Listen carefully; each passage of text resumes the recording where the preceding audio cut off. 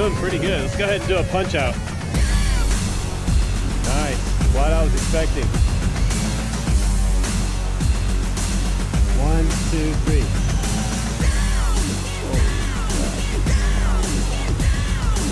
Wow, super peppy, guys.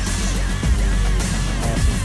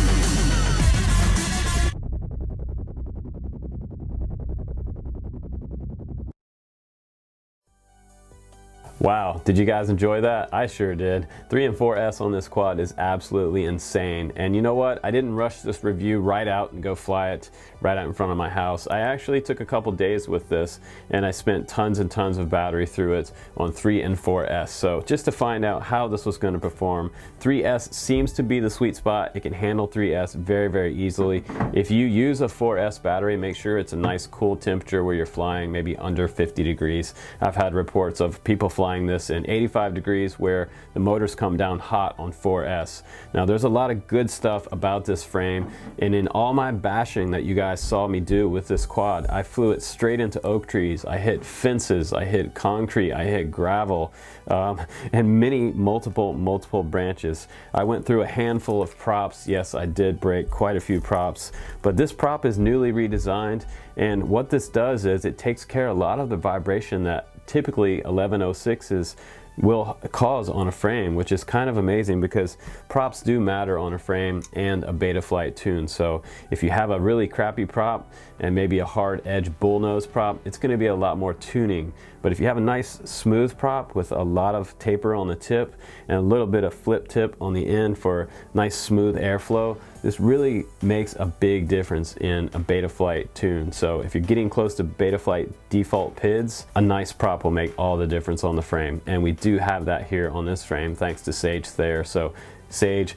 great job on this. I gotta say congratulations for designing a nice prop for Emax. We're gonna be using tons of these this year and next year with this Baby Hawk R. Now, as always, for every single review, we're gonna go into the things that I like about this design. We're also gonna be honest about the things that I don't like about it. So I'm gonna tell you what I broke on here and what is the weak point of the Baby Hawk R. Is there weak points on this frame?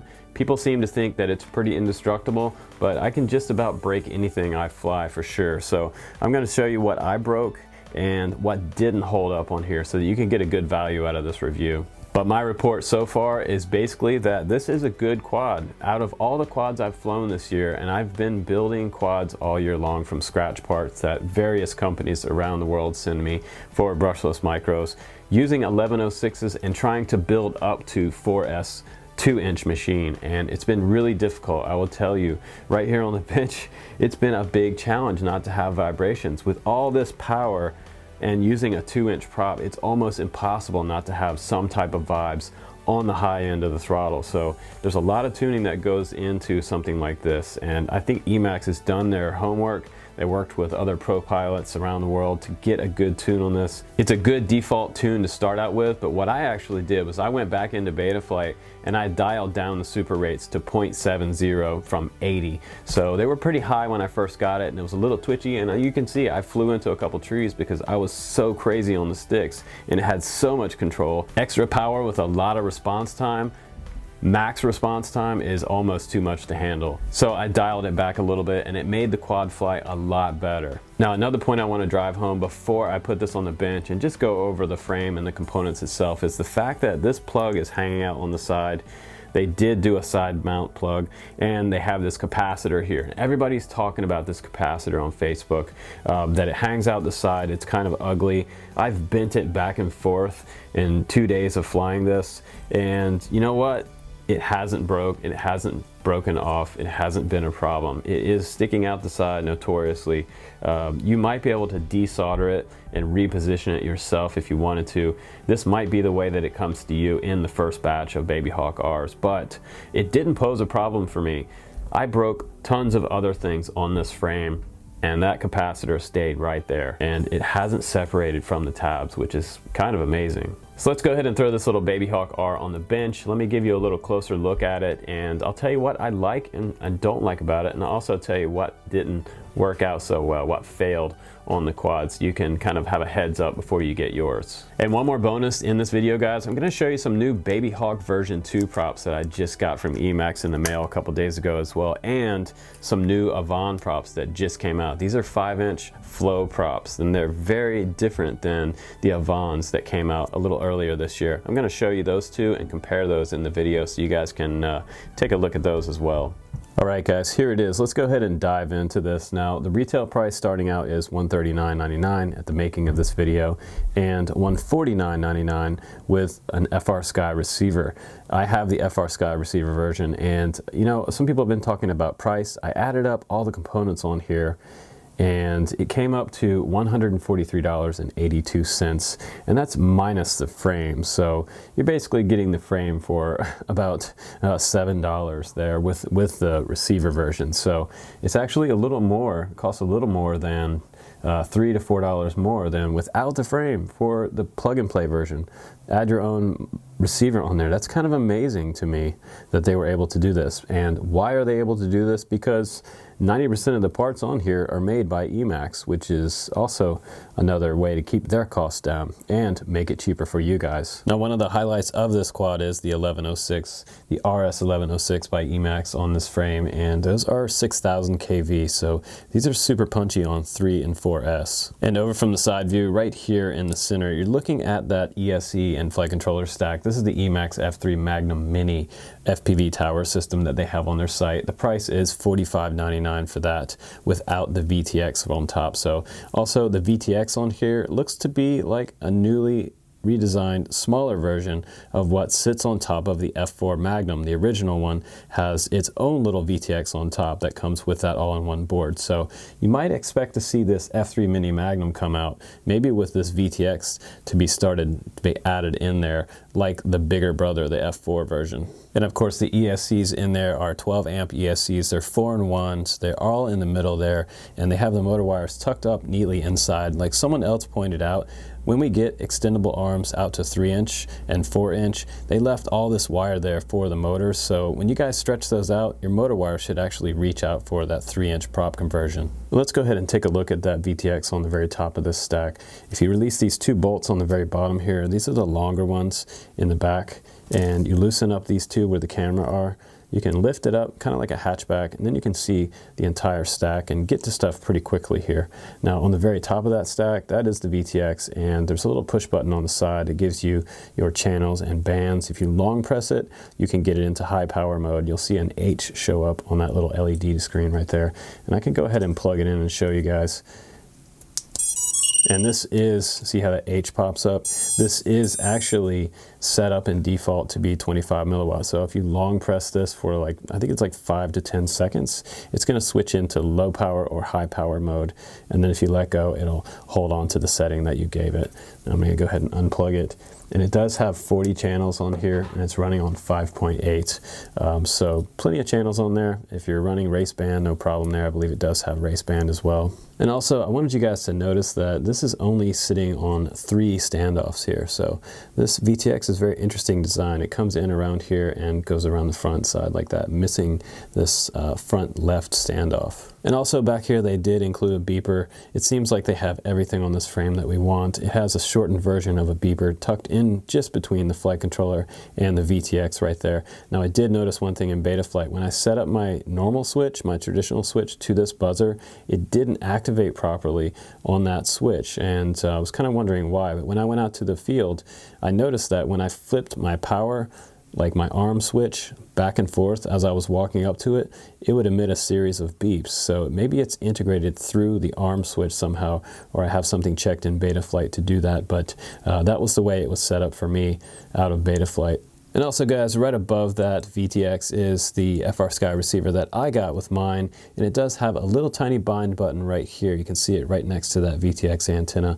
If you just bind that up to your FrSky transmitter using the D8 protocol, you will have a successful bind. Now the Babyhawk R frame to me was very interesting because yes, it is 112 millimeters from motor post to motor post on each diagonal side right there, but I also noticed that the arms in here are replaceable, like I said before, and they're also super low profile in the center. You notice how thin they are right here? That is just better for aerodynamics and a little faster, and you know what? They are 3 millimeter, so they did hold up out in the field. They are quite durable. I do have a little bit of scuffs on the front where this little motor bumper is, and this really did protect those 1106s from being damaged. I didn't, in all the flights that I had and all the crashes that I had, I didn't bend one of these motor bells, so that was kind of an amazing point as well. Now what I also noticed was on the very bottom of the frame where the flight controller is, the flight controller actually sticks out on that next level up. It's sandwiched above the top of the arms here. It is wider than the core of the frame, so the middle body, some guys wanted to know what that measurement was, and I'll just let you know that core from post to post right here is 10.5 millimeters, and from post to post, let's see the length, we have 49.2 millimeters there, and this is a 20 by 20 stack in the middle here, so we have a standard size stack on there, and those arms are 3 millimeters like I said before. And the very bottom plate running across the bottom, that's 1.5, and this is 2 millimeters on that very top plate right here. What I also noticed, guys, was that they dampened both sides of this. They dampened on the very bottom right here. This is a rubber dampener on this piece of bottom hardware that's going up through the stack, and there's a rubber dampener right here below the ESC. So that's a pretty nice detail there for isolating some of these 1106 vibrations that we've been having this year. And another great feature of the Baby Hawk R is that the fact that they used a Voxeer Aero Micro on here. I don't know if that's the version 2 or not, but it is a 2.1 millimeter lens, and it's also a CCD camera rocking around 600 TVL. So a pretty nice camera on here with built-in OSD, and you have an extra cable that comes along with yours that you can plug into the side here. I don't know if you can see this little tiny cable right there, that so you can go in to adjust the brightness and contrast, and you also have different presets there for different types of environmental conditions. And there's plenty of room for tilt in here. Look at that max tilt right there, and you can get all the way down almost to horizontal, but not quite. But I usually think the sweet spot's right around 30 to 40 degrees for my particular flying style. Now, Emax does state on their site that this is 650 TVL camera, but I want you to know that that is in black and white mode, 600 TVL for color mode. And also, guys, this camera has a ton of voltage range. It has 5 to 40 volts input on this camera, so you're not going to fry this one by adding too much voltage to it. Now, I got the Baby Hawk R with the smoke canopy, and I kind of prefer this one mainly because it doesn't show a lot of dirt on this canopy after I've done so much flying with it. And there's not a ton of scratches on it. You can see there might be one scratch right here, and there's some scuffs around the camera where I took some tree hits head on. And I did manage to crack this bottom part right here, right where this mount goes through right here. It seemed like there was a weak point right there, just where this hole goes through to let a little bit of airflow through. You might be able to see that crack right there. But overall, the design is good. It's very durable. It's kind of like a football helmet for this entire quad, front and back, and from below. It seems to let plenty of airflow through, and it does a pretty good job protecting the quad internal parts. Now let's go ahead and set the Baby Hawk R on the scale and see what we get here. We get 89 grams, 88 grams, just the airframe and the power system on there with the props. Now let's go ahead and set that 3S Tattu 450 battery that Emax sent me to go along with it, and we're looking at a total takeoff weight of 130 grams. That's not too bad. It is pretty competitive for brushless micro. Now let's go ahead and put the 4S battery on there. That's the 4S 450. You're looking at 146 grams, still underneath registration requirements. That's not bad either. And let's go ahead, while we got it here, let's go ahead and weigh the 500 milliamp battery as well. That's 3S 500, and you're at 133 grams, which is kind of interesting because this battery right here is an SPC Maker 500 milliamp, and it's only a few more grams heavier than the Tattu battery, which is a 450. So that's pretty interesting. I think you could definitely go up to a 600 milliamp battery to get the most flight time out of this quad. Now let's go ahead and talk battery and performance. Now the Tattu 450s did pretty good for me, and this is the one that Emax sent me. This is a 3S 450 milliamp, and I believe it's a 75C battery, but this gave me about 1.5 to 2 minutes flight time. It didn't last that long, so these 1106s really pull some milliamps out of the battery super fast. And if you just kind of take it easy on the throttle, you might be able to swing like maybe 2 minutes and a little bit above if you're not just punching the throttle most of the time. Now the next battery that I tried was the 4S battery, and I think where the 4S battery is concerned is with these 1106s, this is where this quad shines. This is where it really kind of wakes up the performance of it. I have maximum top end, but it is going to take a little bit more tuning for me to get that perfect. You can see in some of the video earlier, I did fly this on 4S, and I ripped around. It was quite cold outside. It was under 40 degrees outside, so during my flight test, when my motors came down, they were barely warm at all. As a matter of fact, all of the motors came down pretty cool. But for this particular pack, I was also getting around the 2 to 2.5 minute mark. Now, if you want to get a better flight time out of your Baby Hawk R, I would suggest going 500 milliamp or 600 milliamp even. Probably not above that. 700 and 800 would be a little bit too heavy, but these 1106s will carry a 500 milliamp battery, no problem. You can see the difference between this two. There's not much weight difference between this 450 and the 500, so you're going to get an extra 30 seconds out of this battery, maybe an extra minute out of a 600 milliamp, which would be absolutely awesome on this little Baby Hawk R. I think that was probably right around the sweet spot you're looking for, 3 minutes mark. Now, I think one of the secret weapons of this Baby Hawk R is this prop right here. I have been using all kinds of different props this year. We have seen them on Facebook or doing bench testing on these props and various props to try to see which one's going to be the smoothest for the power to weight ratio, draw the less amount of milliamps out of your battery packs, and be able to perform well and also reduce noise and vibration in the quad. So this Avan micro prop was designed by Sage Thayer, and this is a great prop. This is definitely the secret weapon to making this work on a 1106 motor, because I've had tons of issues trying to get 1106 motors to spin a 2-inch prop. It just seems like it was too much power and way too much power for a 2-inch prop on 4S, but for some reason they've been able to do it pretty good with this prop design. So I gotta say, thumbs up for this prop design from Sage Thayer. Now, this is the original Avan R prop that came out earlier this year, and a lot of people have been flying these. You can see it's kind of a low profile prop. It doesn't stand up very tall like the Racecrafts. Some people said that the Racecrafts were too tall, and they actually hit the top part of their frames depending on the frame design. But this is a nice low profile around the base, really thick wide cord in the middle, and it's tapered off to an end with that little kicked up sort of dihedral type of thing on the end there. Now, this prop also very similar to the Avan R, but it is a much different designed prop. It also has those little flipped up tips, sort of wide cord in the middle, but it seems to be wider all the way out to the end here.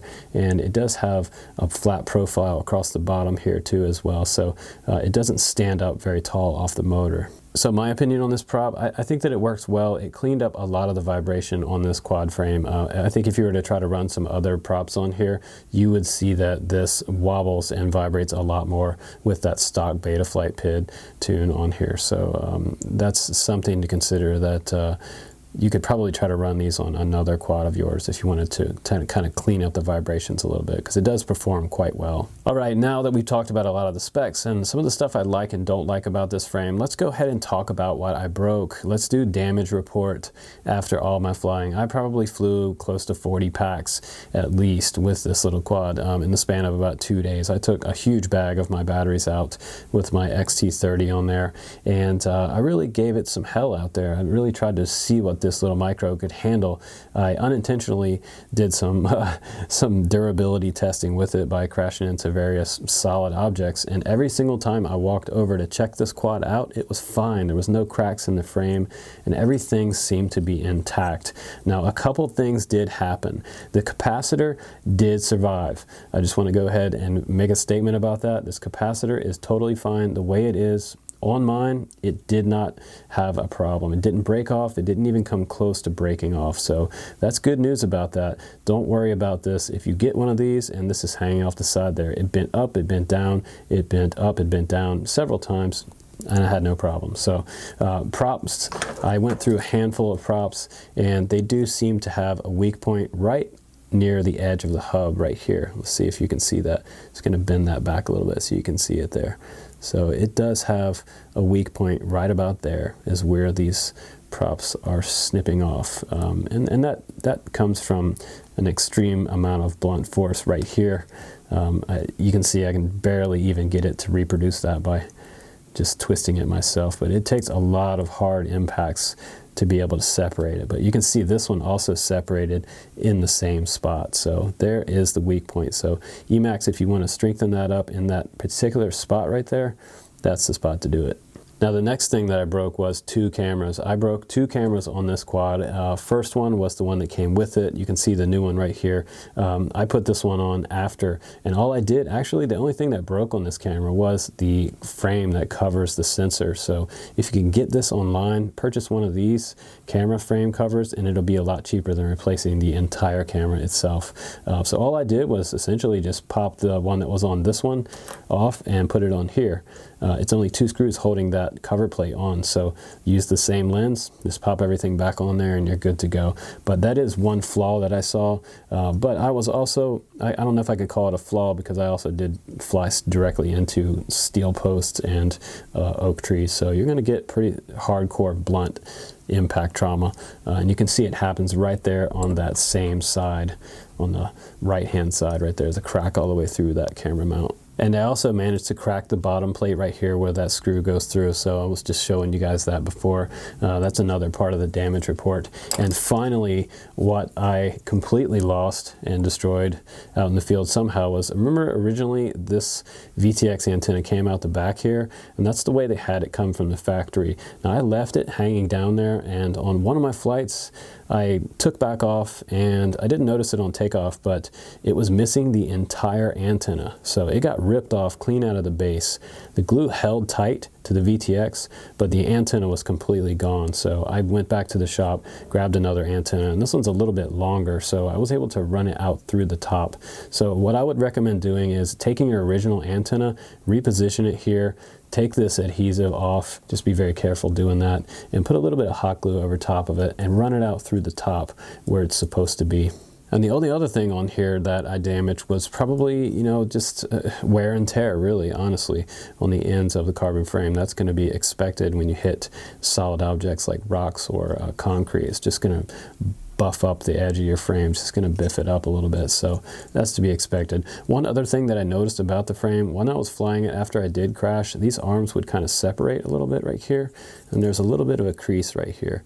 So you notice that these arms will swing out, and it'll separate this middle piece right here. You see that little gap, and I just take it and close it back in and retighten the bolts.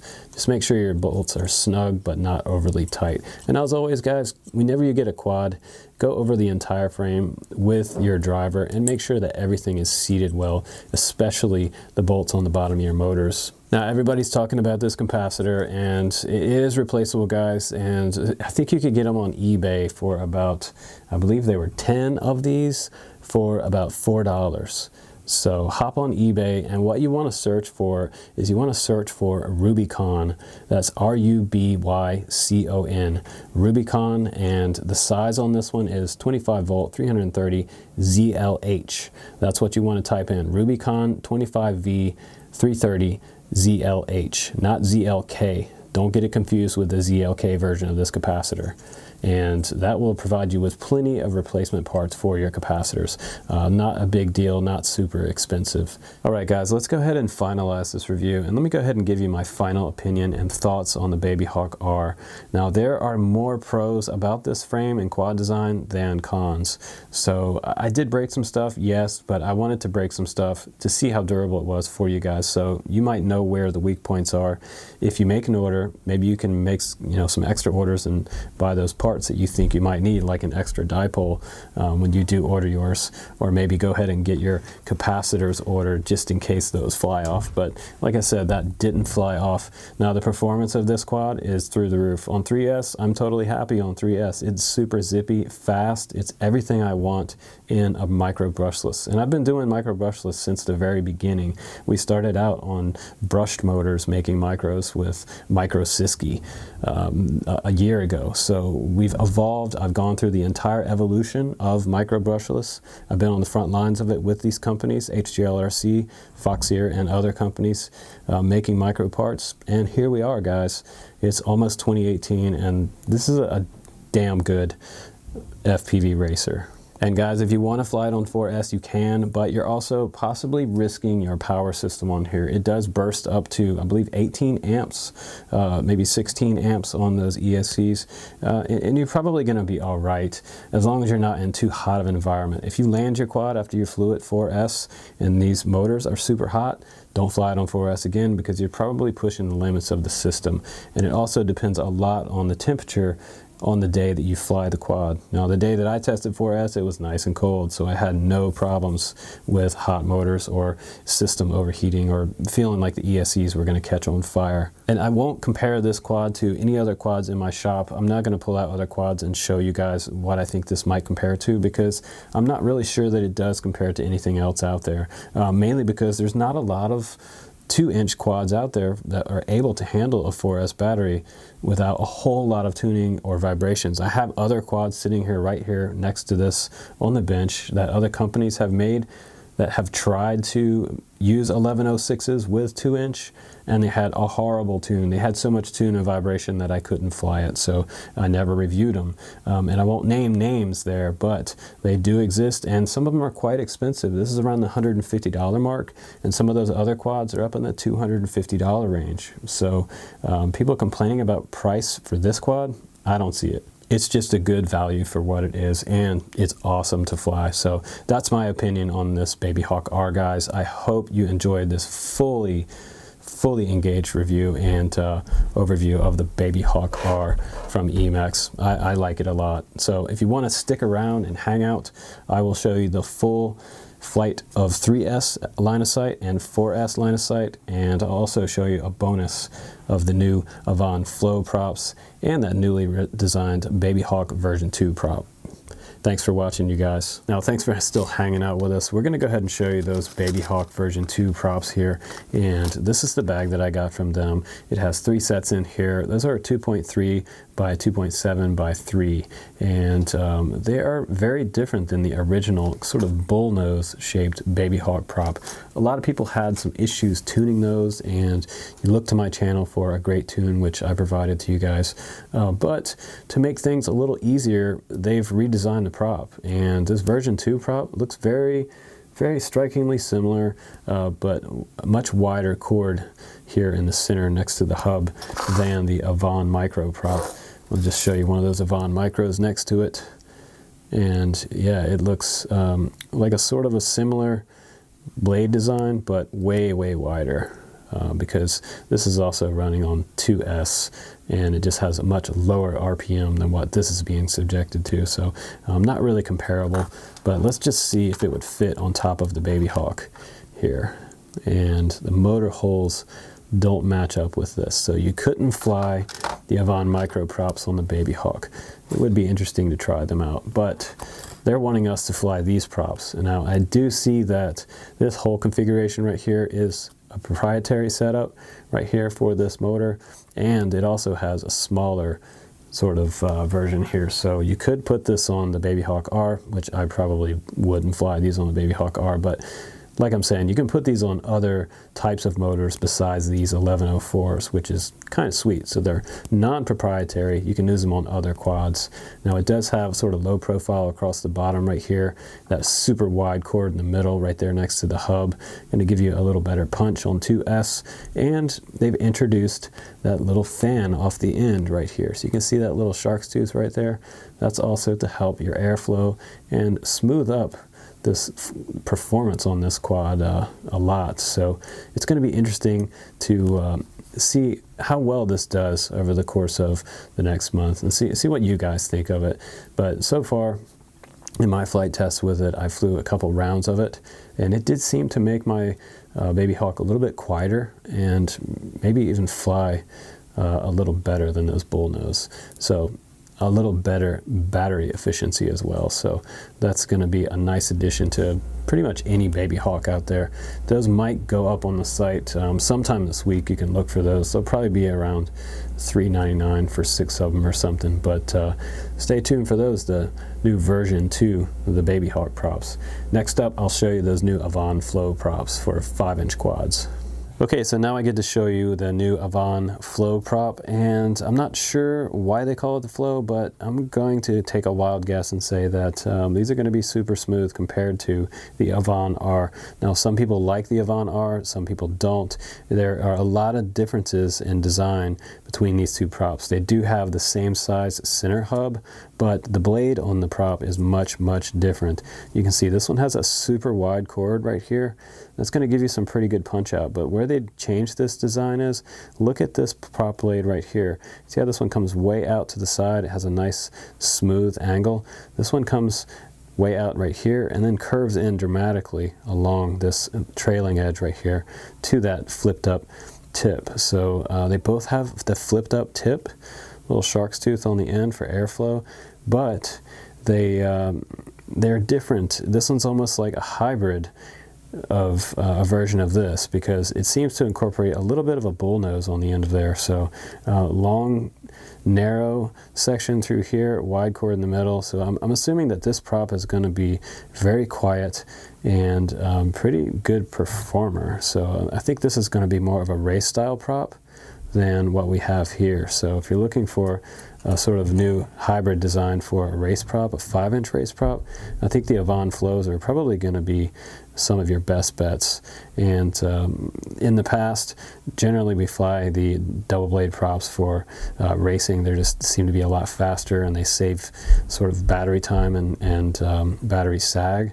So I think this is going to do two things. I think it's going to be, one, good for not sagging out your batteries, because it does have that nice thin edge on here. It's going to be very efficient with the battery, and it's going to be a super fast prop and probably a high performance prop with judging by the looks of the tips on this prop. So very excited about this Avon Flow series. I just wanted to show you guys this real quick. Also, one difference that I noticed from the bottom, they've also lowered where the center of the blade is on the hub. So if you look at this one here, see how this one's almost exactly center with the hub? On the Avon R, you can notice that the blade is actually angled above the center of the hub. So a little higher this one sits than this one. So they reduced the height on this, which actually might make the center of gravity on this prop a lot better for efficiency. So pretty interesting. You guys could be able to check those out on Emax USA hopefully pretty soon, and get some to try out for yourself. Grab a couple sets and try them out. I think it's a pretty interesting looking design. So pretty cool. So now if you're interested, I'll go ahead and play that full line of sight on 3S and 4S for you from my GoPro on top of my hat when I flew the Baby Hawk R, so you can get sort of an idea of what it flies like for a full session, just line of sight.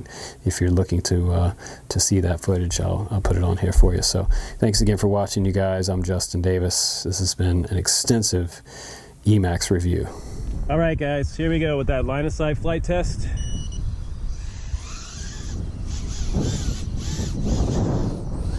It's a little bit windy right now, but on 3S with this battery, it's doing pretty good. Let's go ahead and do a punch out. Nice, what I was expecting. No wobbles at all on 3S. And I did turn off the filtering in beta flight, so someone else said to do the same thing. I believe it was Kebab FPV, so thanks Kebab for that little tip. Looks like plenty of throw in the rates. I'm set to about 0.80. Pretty nice flyer on 3S.